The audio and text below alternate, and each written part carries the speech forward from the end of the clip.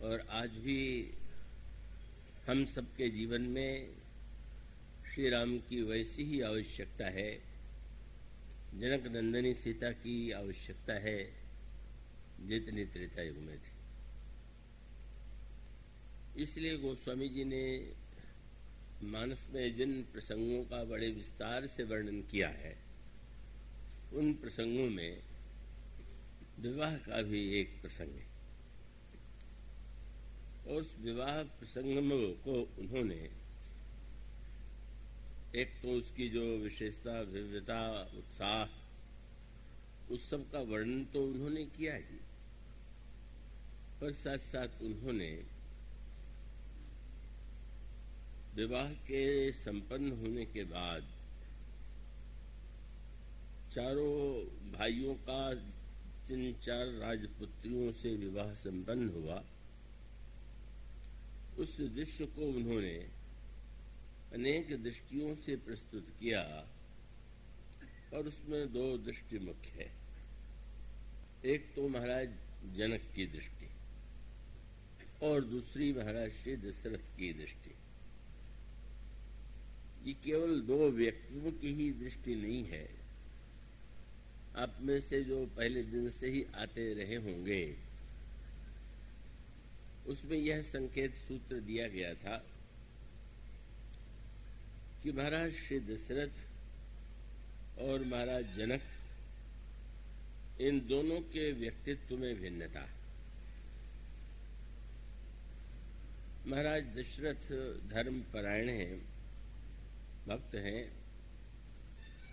और ज्ञानवान भी, उन्हें ज्ञानवान रूप में भी प्रस्तुत किया गया। पर उनके जीवन में निष्कामता और वैराग्य नहीं। जब वे मनु के रूप में इस पृथ्वी का शासन चला रहे थे, तब भी उनको यही अनुभव हुआ था कि हो ही न विषय विराग। मेरे जीवन में वैराग्य, विषयों के प्रति जो होना चाहिए था, उसका उदय नहीं हुआ। और दूसरी ओर महाराज जनक का वह वाक्य आपने पढ़ा होगा, जिसमें महाराज श्री जनक ने महर्षि विश्वामित्र से ये कहा कि जिन 2 राजकुमारों को लेकर आप आए हैं, उन्हें देख करके मुझे आज एक अलौकिक आकर्षण का अनुभव हो रहा।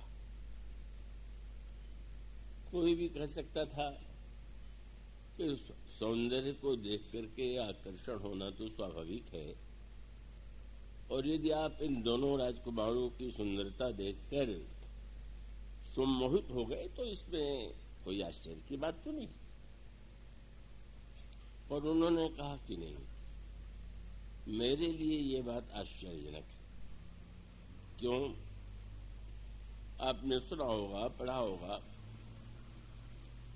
महाराज जनक एक महान ज्ञानी के रूप में संसार में प्रसिद्ध थे, और अनेक महापुरुष मुनि भी उनसे ज्ञान की शिक्षा प्राप्त करने के लिए आया करते थे। और गोस्वामी जी ने काव्यमयी भाषा में कहा कि जैसे सूर्य के प्रकाश में कमल खिल जाता है, इसी प्रकार से जनक के ज्ञान सूर्य में मुनियों का हृदय कमल भी खिल जाता था, विकसित हो जाता था। जासु ज्ञान रवि भव निशिनासा, वचन किरण मुनि कमल विकासा। तो एक महान ज्ञानी तो वे थे ही, और वेदांत शास्त्र की यह मान्यता है, और वह वैराग्य के लिए वैसा होना स्वाभाविक है। जिस वस्तु को हम सत्य समझते हैं, उसी के प्रति हमारा राग होता है। जिसमें हमें गुण दिखाई देता है, उसी के प्रति हमारा हृदय राग से ओतप्रोत होता है। पर वेदांत शास्त्र की धारणा और मान्यता तो यही है कि यह जो दिखाई देने वाला विश्व प्रपंच है, संसार है, ये जो नाम और रूप हैं, वो तो मिथ्या है। तो इसलिए एक वेदांती यदि विरागी हो और उसकी दृष्टि में रूप मिथ्या हो तो उसके लिए स्वाभाविक है। पर महाराज श्री जनक ने ये कहा महर्षि विश्वामित्र से कि आज पहली बार मुझे यह लगा कि इन दोनों राजकुमारों को देख करके मेरे मन ने ब्रह्म सुख का परित्याग कर दिया। इन्हीं विलोकत अति अनुरागा, और मैं तो विरागी हूं। और विराग के लिए भी उन्होंने एक शब्द अपने विराग के लिए जोड़ा कि मेरा वैराग्य कोई प्रयत्न जन्य नहीं है, मेरा सहज वैराग्य, सहज विराग रूप मन मोरा। पर उन्होंने कहा कि आज मैं अनुभव करता हूं कि वैराग्य के स्थान पर मेरे हृदय में राग का उदय हुआ, और साथ साथ मुझे यह भी प्रतीत होता है इन्हें विलोकत अति अनुरागा वन बरवस ब्रह्म सुखई मन त्यागा। तो एक और महाराज दशरथ जो अनुरागी हैं, विरागी नहीं, ज्ञान के प्रति उनकी विशेष रुचि नहीं, मनु के रूप में वे तपस्या कर रहे थे और भगवान ने उन्हें दर्शन दिया। तो साधना में मनु और शत्रुपा दोनों सम्मिलित थे, पर दोनों ने जब वरदान मांगे तो उस पर थोड़ी भिन्नता थी। महाराज श्री मनु की ओर प्रभु ने देखा, आप क्या चाहते? तो उन्होंने संकोच भरे स्वर में कहा कि मेरे हृदय में तो विराग नहीं है, विराग होता तो मैं आपसे मुक्ति मांगता। ज्ञान से मुक्ति होती है और ज्ञान वैराग्य के बिना होता नहीं। ज्ञान के होई विराग बिनु, तो वैराग्य तो मुझ में नहीं है। मेरे जीवन में तो राग है, तो राग के अनुकूल ही मैं वस्तु आपसे मांगूंगा। विरागी होता तो मैं चाहता कि मैं मुक्त हो जाऊं, पर रागी होने के नाते मैं ये चाहता हूं कि अगला जन्म मेरा हो, और मैं ये भी चाहता हूं कि अगले जन्म में मुझे पुत्र मिले। तो इसमें क्या आश्चर्य है कि जन्म होने पर अधिकांश लोगों को पुत्र तो प्राप्त होते ही। तो नहीं महाराज, अंतर इतना ही है कि मैं अगला जन्म भी चाहता हूं और मैं यह भी चाहता हूं कि मैं पिता बनूं, पर मैं ये चाहता हूं कि पुत्र बिल्कुल आपके समान। ये एक शब्द उन्होंने जोड़ दिया। उनका महाराज दान शिरोमणि कृपा निधि नाथ कहूं सति भाव चाहूं तुम ही समान सुत प्रभु सन को न जुड़ाओ। प्रभु समझ गए संकोच। जगत पिता से यदि ये कहें कि आप मेरे पुत्र बनिए तो बड़ी असभ्यता की भाषा मानी जाएगी, इसलिए उन्होंने यही कहा कि आपके समान मुझे पुत्र प्राप्त हो जाए।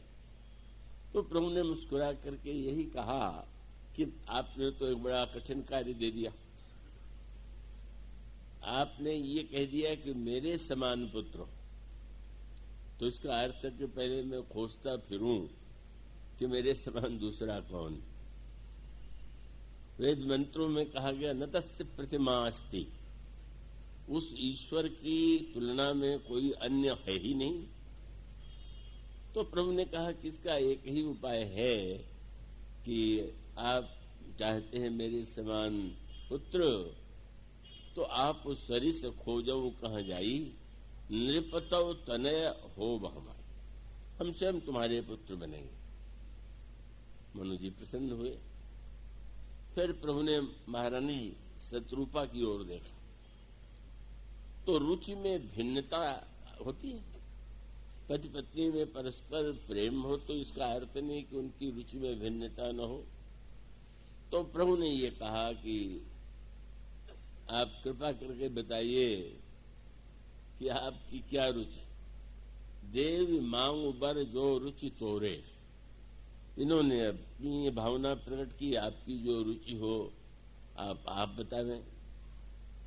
तो बड़ी चतुराई की भाषा का प्रयोग करते हुए शत्रुपा जी ने कहा, जो बरनाथ चतुर नृप मांगा।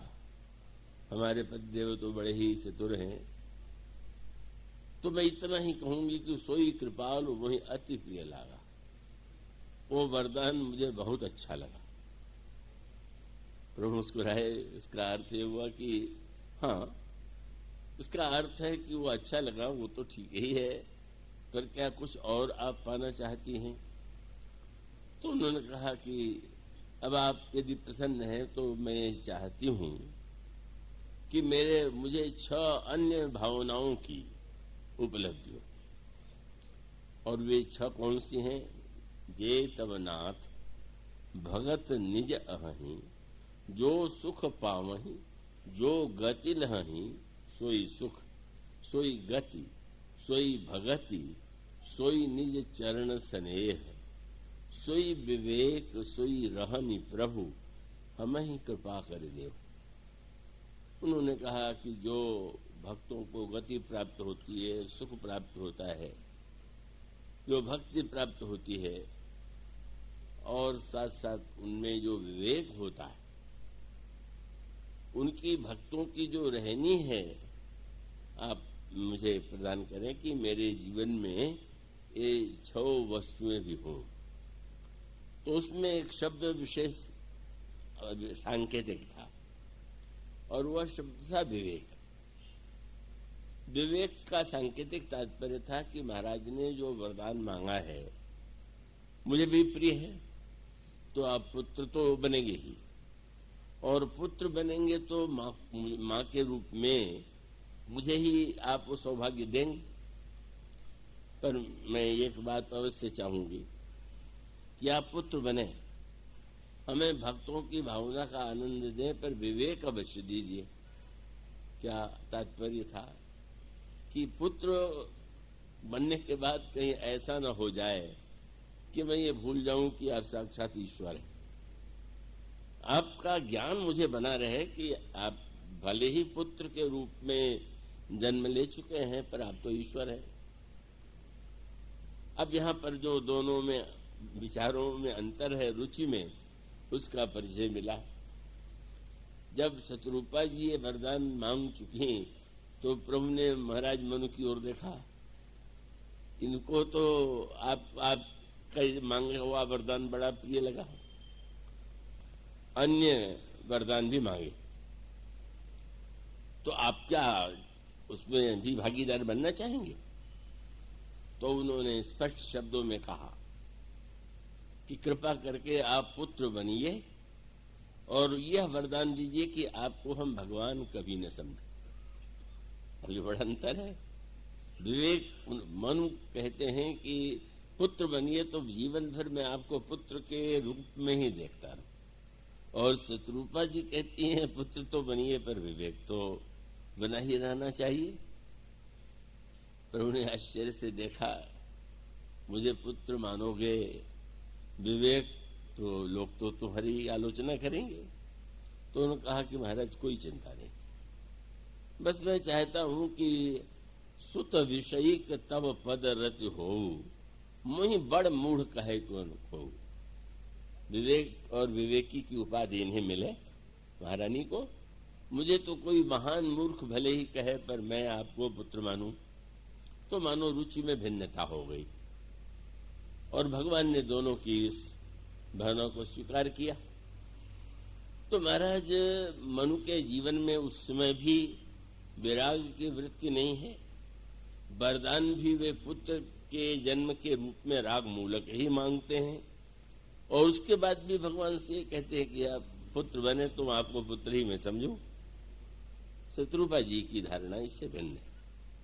तो अब ये जो महाराज दशरथ के रूप में मनु का जन्म हुआ, और महाराज जनक के रूप में जो 2 पात्र हैं, वो सर्वथा एक दूसरे से भिन्न है।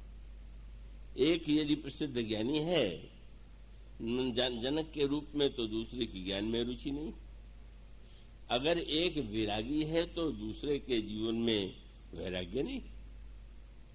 एक के जीवन में यदि सकामता है, सकामता तो इसका अर्थ है कि पुत्र चाहिए, और पुत्र भी आप बने, तो दूसरे के जीवन में निष्कामता थी। अभी जो दोनों भिन्न भिन्न व्यक्ति हैं, इस विवाह के केंद्र में यह जो क्रिया लीला घटनाएं संपन्न होती हैं, वो उसमें यह संकेत प्रस्तुत किया गया कि यह विवाह निष्काम, वैराग्यवान और ज्ञानियों के लिए भी परम कल्याणकारी, और जो सकाम हैं, जिनके हृदय में वैराग्य नहीं है, उनके लिए भी यह परमानंद को देने वाला है। मानो यह मिलन श्री राम और श्री सीता जी का मिलन निर्गुण और सगुण का मिलन है। महाराज जनक निर्गुण निराकारवादी हैं, महाराज दशरथ सगुण साकारवादी हैं। तो अगर गहराई से विचार करके देखें तो इन बातों को लेकर के एक प्रकार का मतभेद चिंतन में रहता है। राग अच्छा कि विराग अच्छा, निष्कामता अच्छी कि सकामता अच्छी, क्या चाहिए, ज्ञान चाहिए कि ज्ञान की आवश्यकता नहीं है, इनका उत्तर विवाह के संदर्भ में दिया गया। यह भगवान राम और श्री सीता जी का ही मिलन नहीं है, अपितु एक ऐसा दिव्य मिलन है जिसमें निर्गुण सगुण, सकाम निष्काम, रागी और विरागी, और कर्मयोगी, ज्ञान योगी, भक्ति योगी, सभी को समान रूप से उसमें संदेश प्राप्त होता है। तो इसका इसीलिए तो जब महाराज मनु ने वरदान मांग लिया तो भगवान राम अकेले तो नहीं आए थे। जनक नंदिनी सीता उस समय जनक नंदिनी नहीं थी, अभी तो जनक का जन्म भी नहीं हुआ था, पर श्री राम तो अनादि हैं और उनकी शक्ति सीता जी भी अनादि हैं। तो इसलिए मनु के सामने जब वे प्रकट हुए थे तो वे श्री राम के रूप में अनादि ब्रह्म और श्री सीता जी के रूप में साक्षात अनादि शक्ति। तो भगवान श्री राम ने एक वाक्य जोड़ दिया। उन्होंने कहा कि मैं तो आऊंगा ही, और आपको मैं साथ साथ यह बता दूं, यह जो मेरे वाम भाग में इस समय आप जिनका दर्शन कर रहे हैं, जो आदि शक्ति है और वह महामाया जो सृष्टि का सृजन करती हैं, वे भी मेरे साथ अवतार देंगे। आदि शक्ति जय जग उपजाया सो अवतरी मोरी हमाया। बड़ा मीठा तात्पर्य था और सांकेतिक अर्थ ये था कि अब आपने ये कहा कि आपके समान पुत्र मैं चाहता हूं, पर भविष्य में मैं ये भी जानता हूं कि जब मैं पुत्र बन करके आपके यहाँ राजमहल में बढ़ूंगा, मेरी विवाह की योग्य अवस्था होगी, तो आपको यह चिंता हो जाएगी कि मेरे पुत्र के योग्य कोई वधू चाहिए। तो उस संकट का निवारण यही है कि वो खोज आपको न करना पड़े, इसलिए वधू को लेके ही मैं आ जाऊंगा। आपको निश्चिंत रहना चाहिए। अब वो जिनसे मेरा विवाह होना चाहिए उनको भी लाऊंगा, और प्रभु ने वैसा ही किया। अब दोनों के संदर्भ में एक सूत्र आप पाएंगे। महाराज मनु के हृदय में कामना थी, और कामना के बाद दशरथ के रूप में भी पुत्र की कामना थी, और यज्ञ के द्वारा उन्होंने श्री राम को पाया। महाराज जनक ने भी यज्ञ के द्वारा पाया, पर उन्होंने पुत्र या पुत्री को पाने के लिए नहीं किया था। ये एक अंतर है दोनों में। दशरथ का यज्ञ जो है वो सकाम यज्ञ है, लेकिन महाराज जनक के द्वारा जो यज्ञ की क्रिया संपन्न हुई थी वो अनोखी थी।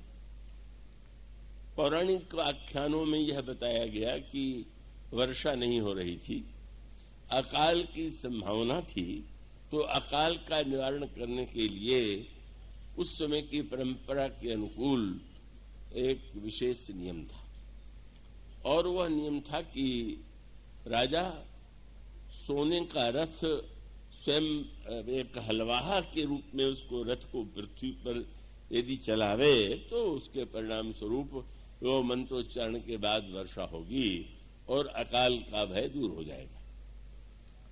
तो महाराज श्री जनक जो हैं उस प्रक्रिया को पूर्ण करने के लिए का जिस समय हल चला रहे थे, उसी समय रथ का जो हल का अगला भाग नुकीला होता है, तो उससे पृथ्वी का जब वो रूप अलग हुआ दो भाग में, तो अचानक एक दिव्य कन्या उनके समक्ष दिखाई दी, बड़ी तेजोमयी, प्रकाशमयी, बड़ी सौंदर्यमयी, और गदगद हृदय से भावुक होकर के उन्होंने उसे उठा लिया, गोद में ले लिया और ये कहा कि यह तो मेरी पुत्री।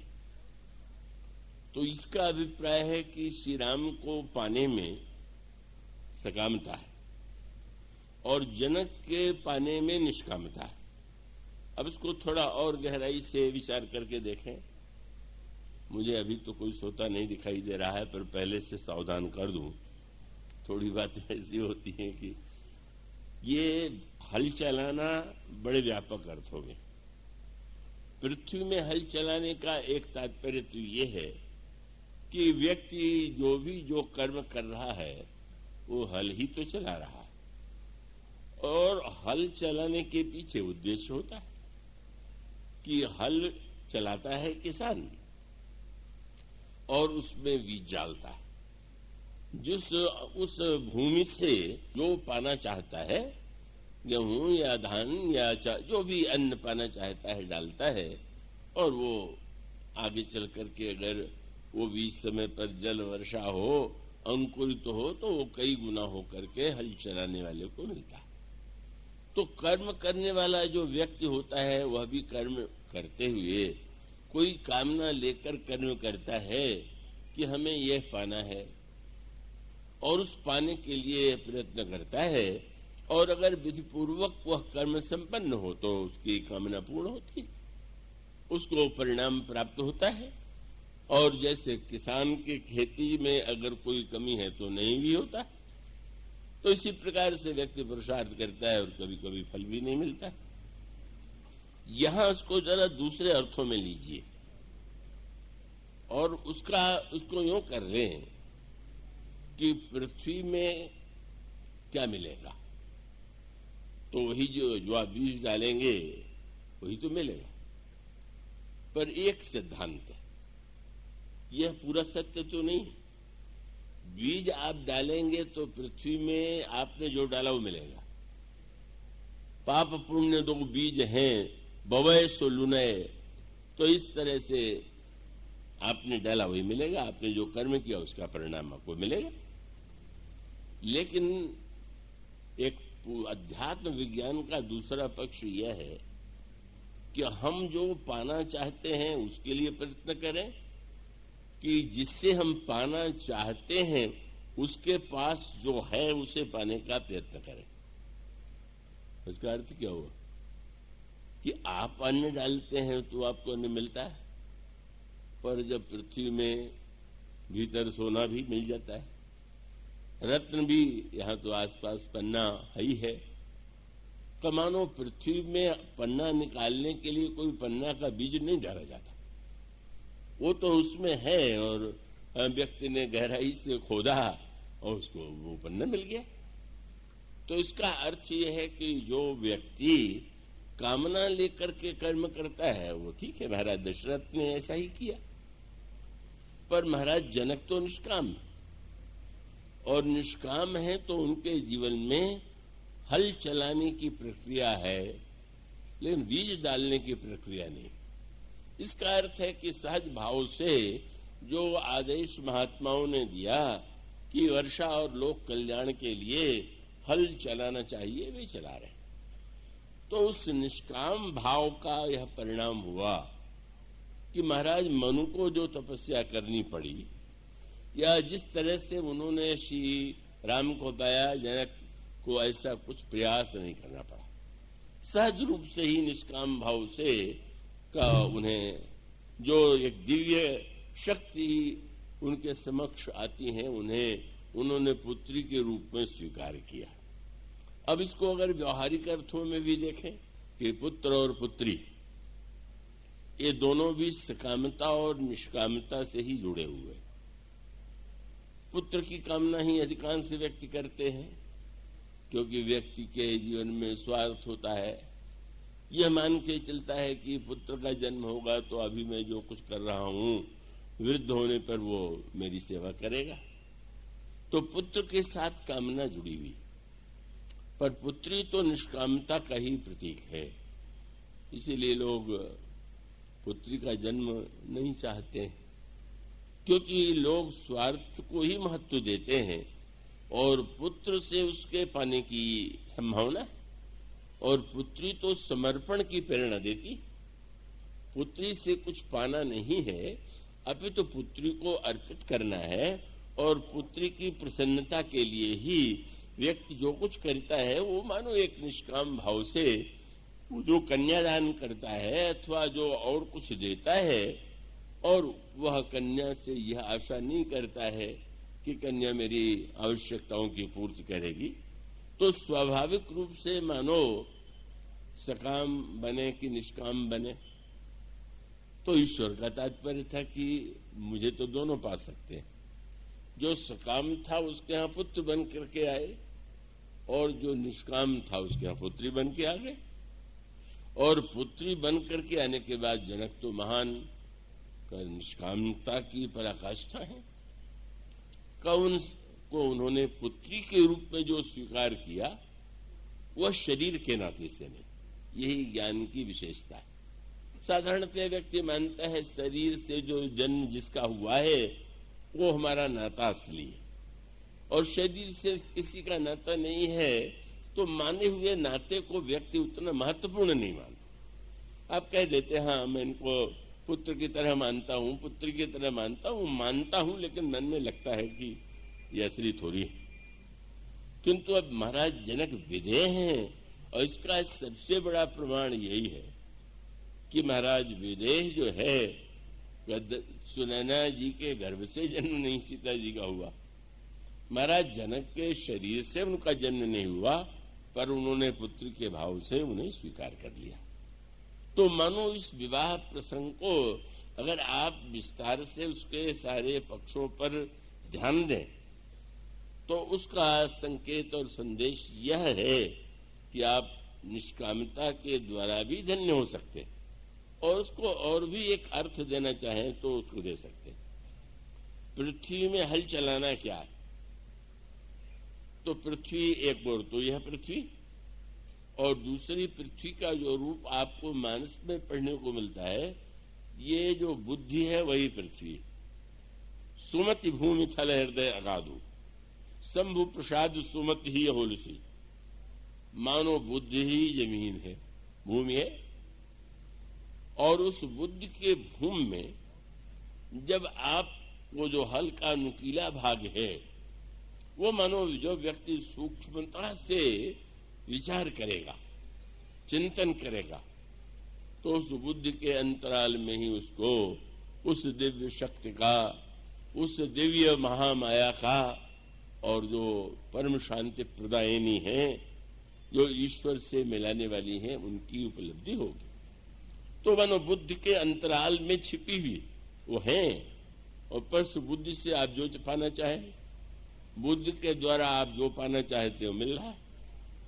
कोई व्यक्ति बहुत बुद्धिमान की परिभाषा अपने मन में पाले हुए, वो स्वामी जी ने व्यंग में ये कहा कि कलयुग में तो सयाने होने की एक ही परिभाषा, क्या बोले सोई सयान जो पर धनहारी, जो दूसरे के धन पर जितना अधिकार कर ले बड़ा सयाना। और भगवान राम सयाना कहते हैं वसुंधरी जी को। वसुंधरी जी से भगवान ने कहा जो मांगना हो मांग लो। महाराज पहले आप बता दीजिए आप जो क्या क्या देने के लिए प्रस्तुत हैं। तो भगवान ने कहा कि अष्ट सिद्धि, नौ निधि, मुक्ति, ये सब का सब वैराग्य सब तुम में देने को प्रस्तुत हो। सुना वसुंधरी जी ने, और तब वे चिंतन करने लगे, प्रभु मोहि देन सकल सुख सही, लेकिन भक्ति आपनी देन न कही। सब नाम लिए पर भक्ति का नाम नहीं लिया। तो उन्होंने कहा महाराज ये आप जो दे रहे हैं वो तो मुझे नहीं चाहिए। तब महाराज मैं यही चाहता हूं कि अविरल भगत विशुद्ध तो शुद्ध पुराण जो गाओ, आप अपनी भक्ति ही दीजिए, मुझे अन्य कुछ आवश्यक प्रतीत नहीं हो रहे। और तब प्रभु ने भुसुंडी जी को उपाधि दिया, क्या बोले, सुन बायस तय परम से आना, काहे न मांगस यस वरदाना। बड़े से आने हो क्या? किसी ने कहा कि हमको 1 किलो सोना चाहिए या उस मात्रा में सोना चाहिए, लेकिन एक व्यक्ति ने कहा नहीं, मुझे सोना नहीं चाहिए। तब क्या चाहिए? बोले, मुझे तो खान चाहिए। खान माने जिसमें चाहे जितना सोना निकाल सके। तो भगवान ने कहा कि तुमने जो कह दिया कि मैं और कुछ नहीं चाहता हूं, ये थोड़ी है कि तुम निष्काम हो। सब सुख खानी भगति तय मांगी, तूने तो खाने ही मांग लिया। और जिस भक्ति को पाने के बाद ये सारी वस्तुएं अपने आप आ जाती हैं, तो वही पक्के सयाने तुम हो। तो मानो सयानेपन का अर्थ है कि आप बुद्धि का क्या उपयोग कर रहे हैं। बुद्धि का उपयोग करके आप चाहे तो तत्व ज्ञान प्राप्त कर सकते हैं और महानतम शक्ति का साक्षात्कार कर सकते हैं, और चाहे तो आप संसार में बुद्धि का दुरुपयोग करके उसके द्वारा भौतिक वस्तुओं को प्राप्त करके जो उस दृष्टि से देखने वाले हैं उनकी दृष्टि में महत्वपूर्ण बन जाए। तो इसलिए यह जो दिव्य कथा है, और फिर वही सूत्र जो कल चल रहा था, कल के प्रसंग से आप उसको जोड़ करके देखें। यह जो भगवान श्री राम की यात्रा हुई अयोध्या से लेकर के मिथिला तक, वह यात्रा यूं उस अर्थ में विवाह के लिए नहीं थी। अन्य राजा जो जनकपुर आए हुए थे वो तो स्वयंवर की घोषणा सुन के आए थे, पर भगवान श्री राम तो यज्ञ की भावना, यज्ञ की रक्षा के लिए आए हुए हैं।